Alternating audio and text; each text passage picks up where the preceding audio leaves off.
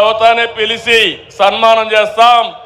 కోడూరు నుంచి 60 సంవత్సరాల వయసులో సైకిల్ వేసుకుని కడప మహానాడుకు వచ్చాడంటే అది తెలుగుదేశం పార్టీ పైన ఉండే అభిమానం.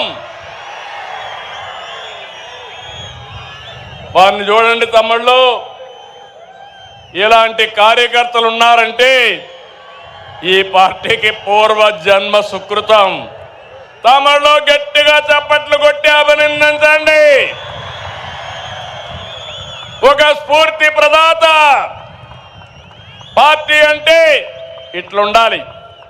మనం అందరం ఈ మారిగా ఉంటే ఇంక వైఎస్ఆర్ కాంగ్రెస్ పార్టీకి అడ్రస్సే ఉండదు. అవునా కాదా? ఉంటామని చెప్పండి.